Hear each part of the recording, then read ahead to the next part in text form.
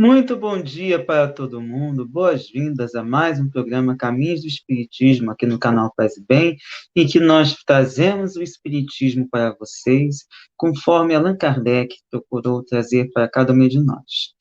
E nós temos ainda a nossa missão de trazer aqui textos promovidos por Kardec, publicados na Revista Espírita. Neste momento, estamos tratando ainda da edição de abril de 1860. Temos diversos textinhos e ali temos lições muito interessantes e algumas reflexões também. Hoje, curiosamente, vamos ter um texto tratado pelo título Filosofia.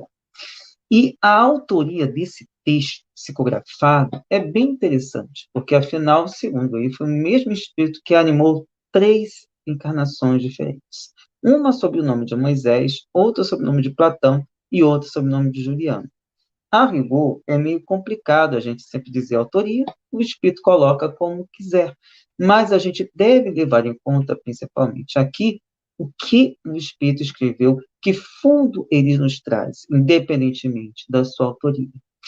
Por isso, é interessante a gente analisar, vou me furtar não falar sobre essas três personalidades, que a princípio podem ser essas figuras famosas, mas a rigor o que nos importa é o que ele escreveu, o que ele tem a nos dizer.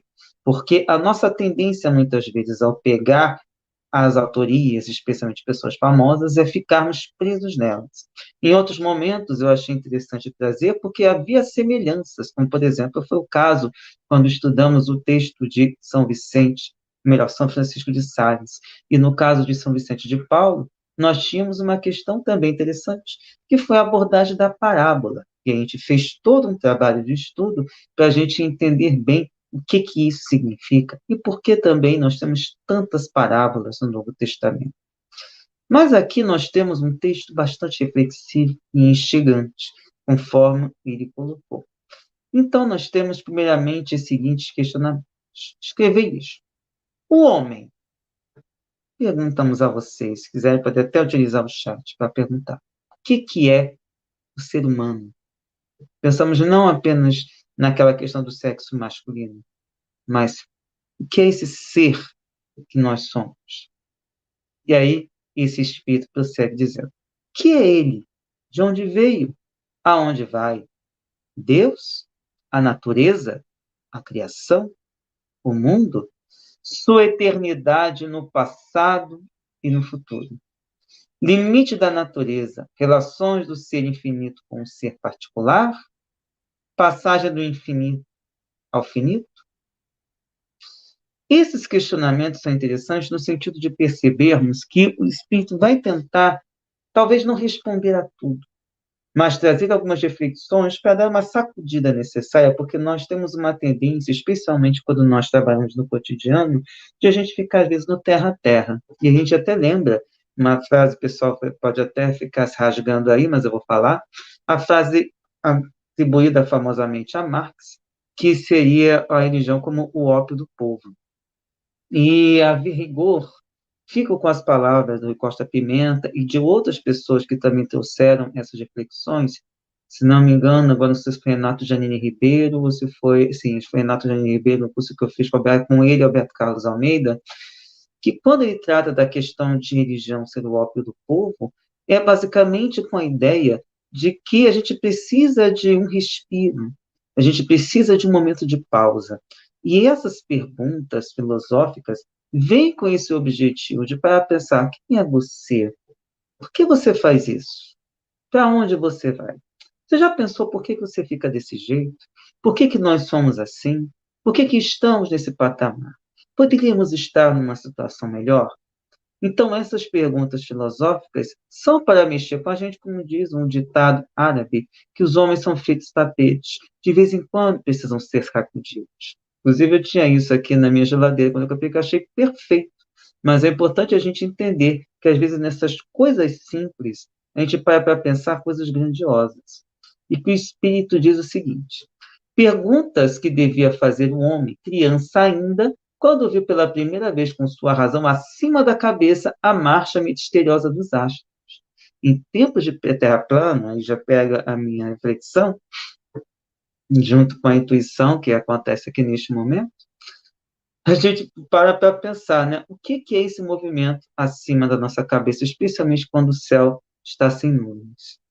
E que a astronomia, especialmente agora com esse novo telescópio que a NASA lançou, chamado James Webb, inclusive até polêmico, parece que envolveu uma questão de LGBT aí, mas a rigor, essa questão aí envolvida nos coloca um patamar bastante interessante para a gente analisar. Ou seja, o que que nós temos à nossa mente? Lá acima, e que não é exatamente o céu teológico. Eles, à medida que a gente observou que havia algo a mais e que não dava para a gente controlar, e que levou até hoje diversas perspectivas, especialmente para nós que não réis mortais, que não temos condições de sair do planeta, nem financeiramente, até porque não somos astronautas, e a gente não tem essa capacidade de lidar, por exemplo, com o espaço sideral. Mas certamente, se não fosse a corrida espacial, nós ainda estaríamos ainda com aqueles. Você já deve ter visto aquele filme, né, daquele homem que parte num foguete e acerta a Lua fica lá reclamando de dor. E a gente tem a possibilidade de hoje fazer filmes que instigam muito mais, com muito mais pé na realidade, para a gente entender o que, que é o universo. É claro que ainda temos muita fantasia, mas temos hoje a possibilidade de explorar melhor o espaço. Quizá daqui a 1000 anos, 2000 anos, a gente tenha outras visões a partir daí. Mas volta o espírito. Sob seus pés a terra, alternativamente revestida com roupas de festa, sob o tépido sopro da primavera ou coberta sob um manto de luto, deixado sob o sopro gelado do inverno. Ou seja, nós entendemos essas relações na Terra? Nós sabemos como lidar com a Terra? A geologia desmonta, então, mistérios muito interessantes.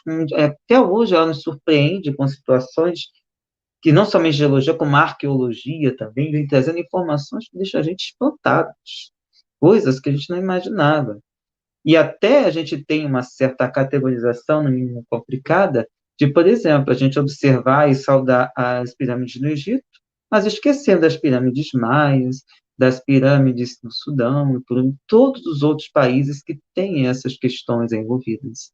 Um dos mistérios que eu acredito que um dia a gente vai ter que resolver, e que, para mim, a gente vai encontrar muitos segredos, por exemplo, do que a gente vivencia hoje, está, por exemplo, nos Sumérios. Ali nós temos questões que a gente encontra semelhanças em diversos outros povos. E aí, pegando também nessa marcha da natureza, em que você tem o hemisfério norte e o hemisfério sul do mesmo planeta, com regimes de estações completamente diferentes, e lá nos polos você tem aqueles dias que duram 6 meses, noites que duram 6 meses. Gente, nós temos muito a explorar e a conhecer do nosso querido planeta. E aí continua o espírito. Quando ele próprio, pensando, sentindo, se viu por um instante lançado nesse imenso turbilhão vital entre o ontem, o dia de seu nascimento, e o amanhã, dia de sua morte.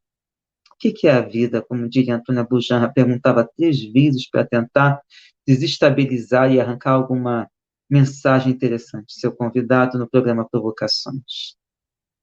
O que é essa magia, esse fenômeno natural, que é o fato de nós estarmos encarnados, vivos, daqui a pouco desencarnados, atuando em outro patamar, em uma outra esfera, mas jamais desligado daqueles grupos em que nós estamos conectados. Continua o Espírito. Perguntas que se fizeram todos os povos, em todas as idades e em todas as suas escolas, e que, entretanto, não deixaram de ficar como enigmas para as gerações seguintes. E diga-se de passagem, algumas reflexões que fizemos aqui já encontram respostas cientificamente. Outras ainda precisarão ser respondidas. E vou dizer mais: surgirão outras perguntas, porque temos muita coisa ainda a explorar nesse universo, inclusive no nosso próprio planeta. Continua o Espírito. São, contudo, questões dignas de cativar o espírito investigador do vosso século e o gênio do vosso país. Lembrando que nós estamos falando do século XIX. Mas quem imaginaria que hoje estaríamos conversando sobre isso pela internet no século XXI e o mesmo fenômeno de reflexão de quem lia essas perguntas, esses questionamentos, vocês estão tendo hoje a oportunidade de ter, de conversar com os espíritos que estão ao seu lado, incluindo seus pensamentos, neste momento. É o mesmo fenômeno que paira desde que a humanidade é a humanidade e que nós, no século XXI, estamos vivenciando hoje. E que futuramente teremos outras oportunidades, talvez outros meios, outros veículos, mas sempre com a ideia de cativar o nosso espírito investigador. E aí continua o espírito. Se, pois, houvesse entre vós, ou seja, está falando de nós aqui, um homem, um ser humano, 10 seres humanos, com a consciência da alta importância de uma missão apostólica e vontade de deixar um traço de sua passagem por aqui para servir de ponto de referência à posteridade, eu lhes diria: durante muito tempo transigistes com os erros e preconceitos de vossa época. Para vós, a fase das manifestações materiais e físicas é passada. Aquilo que chamais evocações experimentais já não vos pode ensinar grandes coisas, porque, na maioria dos casos, apenas a curiosidade está em jogo. Então, aqui traz um marco de divisão em relação às experimentações que hoje a gente pode pegar aí, por exemplo, a brincadeira do copo, a brincadeira do compasso, a tábua de Ouija e aquela brincadeira do lápis. Isso tudo é passado quando você tem todo um sistema criado e que Kardec ajudou a organizar por meio da sua sagaz experiência, perspicaz inteligência, no sentido de catalogar todos esses fenômenos, experimentar, e através de ensaio, erro, elucubrações, reflexões, orientações, conseguimos chegar a um sistema que permite, de maneira mais segura e com maior tranquilidade, entender o que esses espíritos querem nos dizer, sem passar por esse jogo de terra a terra desnecessário, porque afinal temos uma coisa muito mais avançada disponível para todo mundo. Eu até fiz um vídeo, um dos primeiros vídeos do TikTok, que era exatamente falando sobre isso. E eu falava, inclusive, uma palavra que eu adoro muito, uma expressão que eu adoro. Fala sério, brincadeira do copo, tábua de Ouija, para que isso? Você tem a psicografia, a psicofonia, você tem uma biblioteca inteira do resultado desses fenômenos inteiros. E se você quiser participar, tem todas as orientações de como fazer. Mas é claro que o ideal é que a gente faça isso em conjunto, para que não fiquemos, de repente, joguetes de determinadas obsessões, o que é facilmente passível de acontecer, mesmo em ambientes considerados bons, considerados sagrados por muitas pessoas. Mas, continuando o texto do Espírito. Mas a era filosófica da doutrina se aproxima. Não vos demoreis mais tempo agarrados aos batentes já carcomidos do pórtico e penetrai corajosamente no santuário celeste com firmeza na a bandeira da filosofia moderna, na qual escrevereis sem medo. Misticismo, racionalismo. Fazei ecletismo no ecletismo moderno. Fazei-o como os dos antigos, apoiando-vos na tradição histórica, mística e legendária. Sempre, porém, com cuidado de não sair da revelação, faça o que nos faltou a todos, recorrendo às luzes dos espíritos superiores, voltados missionariamente à marcha do espírito humano. Então, aqui ele pede para a gente, digamos, se joga, como diria hoje, mas com pés no chão. Porque, afinal, tudo que a gente vivencia precisa também da razão. E, sob esse ponto, para a gente ter razão, a gente precisa também manter esse contato com esses espíritos mais elevados, que identificamos por meio da linguagem, da ponderação, do cuidado, da orientação, sempre no sentido de elevar o nosso pensamento de maneira mais adequada. E aí nos continua a dizer, esse espírito. Esses espíritos, por mais elevados que sejam, não sabem tudo. Só Deus o sabe. E se o espírito é humilde, ele vai dizer, sobre este ponto eu não posso falar. Sobre este ponto, não tenho condições de aprofundar. Esse é um dos patamares que precisamos ter em mente. É essa necessidade que temos de ter para lidar com as nossas doutrinas, com as nossas questões cotidianas. E continua o Espírito. Além disso, de tudo quanto sabem, nem tudo podem revelar. Esse é outro ponto que realmente nós precisamos ter cuidado. E quanto mais a gente pressiona para saber mais o que não está ao alcance deles, nem o nosso, o risco de termos acesso a informações equivocadas, lançadas ao vento apenas para satisfazer curiosidade, mas não da maneira adequada. Ou seja, sermos vítimas de espíritos zombeteiros é muito grande. Por isso, cuidado sempre.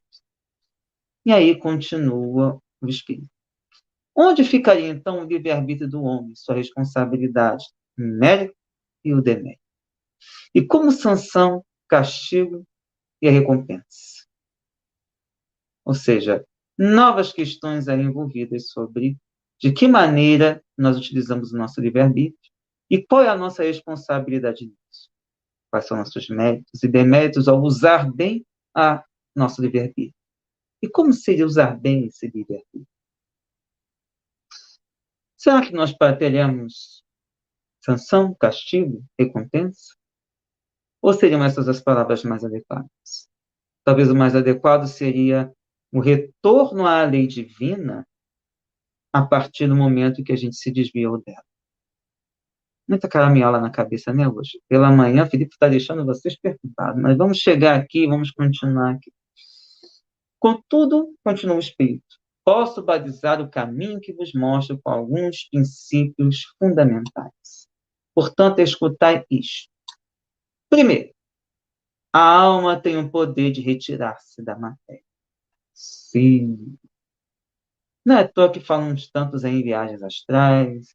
Kardec falou muito de emancipação da alma. Então, a alma tem o poder de se retirar da matéria. E, antes de mais nada, nós não somos pertencentes à matéria. Somos espíritos imortais. Morre o corpo, mas o espírito continua. Segundo ponto. De elevar-se muito acima da inteligência. E a gente achava que a intelectualidade era o máximo. Então, o Espírito deixa claro que é possível ir muito além disso. Mas o que viria além disso? Entra o terceiro ponto. Esse estar é superior à razão. Então, aqui vemos uma coisa muito instigante. Temos algo acima da inteligência, algo acima da razão. O que será que existe a partir daí? Né? Faz a gente pegar um pouco assim, um pouco além do que a gente estava imaginando aí. O quarto, ele pode colocar o homem em relação com aquilo que escapa às suas faculdades. Olha o que temos aí. Nós podemos estar diante de algo que vai nos colocar muito acima do que nós já somos. E esse trajeto da nossa evolução espiritual vai nos levar a isso. A gente é que precisa estar atento a esses recados. E como chegar? Vamos para o quinto. O homem pode provocá-lo pela prece a Deus, por um esforço constante da vontade, reduzindo a alma, por assim dizer, ao estado de pura essência, privada da atividade sensível exterior, pela abstração, numa palavra, de tudo que há de diverso, de múltiplo, de indeciso, de turbilhonamento, de exterioridade da alma. É a completa interiorização, é um mergulho dentro de si mesmo. Podemos dizer, talvez, que a meditação pudesse ser esse processo, mas ele coloca aqui principalmente a questão da prece. Ou seja, tudo que fizermos de interiorização, precisamos estar em conexão. A gente é sempre apontado para cima, né? Que afinal a gente tem uma ideia sempre de algo, é uma coisa até minha, né? Essa coisa de ficar mais alto, espíritos mais elevados. A gente não pode esquecer que tudo começa em nós. E o sexto e último ponto. Existe no eu concreto e complexo do homem uma força completamente ignorada até hoje. Procurai-a, portanto. somos nós mesmos, com todas as nossas potencialidades, que um dia se tornarão capacidades. Isso depende da nossa evolução. Mas lembrando, não existe evolução sem justiça social. Não existe mudança interna sem também procurar auxiliar o exterior. Nós precisamos disso, dessa conscientização e dessa mudança de perspectiva que leve de arroba não somente o nosso interno, mas todo mundo ao nosso redor. Por isso, nós vamos encerrar por aqui esse tema, lembrando a todo mundo que nós somos os Sejus, coletivos de estudos, espiritismo e justiça social. Nós temos aqui sempre a oportunidade de trazer as obras de Allan Kardec para nossas reflexões e textos que ele catalogou, como estes colocados aqui pela Revista Espírita, que trazem para a gente alguns aspectos interessantíssimos das nossas vivências do mundo espírita e daquilo que os próprios espíritos podem dizer. E diria mais, nós temos aí outros pontos que são importantes para ser analisados e que nós discutimos nos nossos grupos de WhatsApp, além de divulgarmos periodicamente nas nossas redes sociais alguns eventos e alguns estudos nossos. Lembrando também que nós estamos no canal Paz e Bem, um canal de espiritualidade plural, com diversas formas de espiritualidade sendo colocadas para vocês e para todas as outras pessoas. Por isso, estamos aqui sempre à disposição, pedindo que você curta, compartilhe. Se você estiver com alguma transmissão no Facebook, também deixe a sua reação. E, é claro, se possível também, colabore financeiramente por meio da assinatura solidária para que nós possamos manter e, se possível, ampliar as divulgações desse canal, para que possamos vencer a batalha dos algoritmos e procurar trazer a espiritualidade nessa forma esquerdista de ser e mostrando que existe muito além dessas coisas. A justiça social também se faz com a justiça da alma, com amor, com fazer aos outros somente aquilo que gostaríamos que os outros fizessem a nós mesmos.